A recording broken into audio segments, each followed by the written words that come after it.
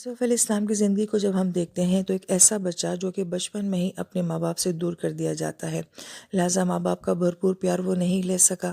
بچپن کی کچھ یادیں ہیں، وہ جو گھر کے ماحول کی تربیت ہوتی ہے وہ بھی آپ کے ساتھ نہیں ہے، اور بہت چھوٹی سی عمر میں آپ نے اپنے اتنے قریبی اور کلوز رشتے کا حسد بھی دیکھ لیا، ان کی دشمن بھی دیکھ لی۔ پھر کنویں میں ڈالے جاتے ہیں تو ایک بچے کا کنویں میں وقت گزارنا اس کی نفسیات کو کتنا متاثر کر سکتا ہے۔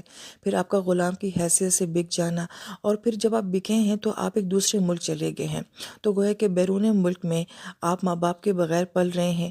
پھر وہ بچہ جو ہے وہ بڑا ہو جاتا ہے، اور پھر اس کے ساتھ یہ سارا معاملہ جو کہ محل کے اندر پیش آتا ہے۔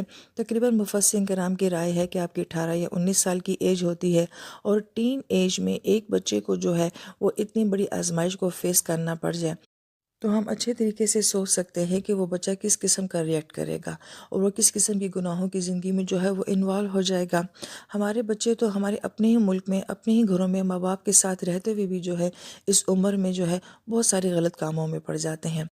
مگر یہاں پہ قرآن جی کہتا ہے کہ آتے ہی نو حکم و علما، ہم نے ان کو حکمت بھی دی تھی اور علم بھی دیا تھا۔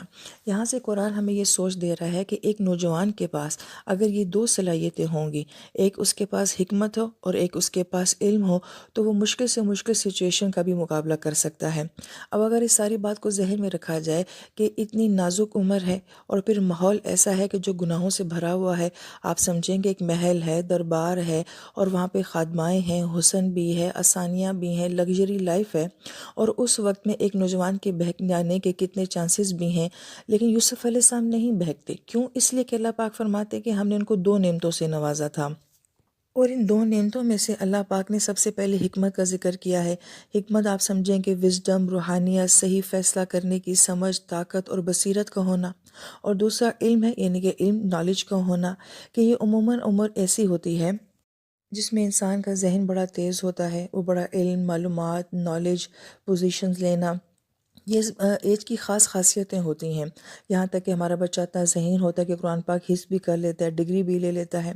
مگر اگر ایک بچے کے پاس ذہانت بھی ہے، قابلیت بھی ہے، علم بھی ہے، لیکن اگر اس کے پاس وزڈم نہیں ہے، حکمت نہیں ہے، تو پھر کیا ہوگا؟ جب اس بچے کے ہاتھ میں پیسہ آئے گا، موبائل آئے گا، موٹر سائیکل آئے گا، گاڑی آئے گی، ہر وہ غلط کام کرے گا کہ جو وہ کر سکتا ہے۔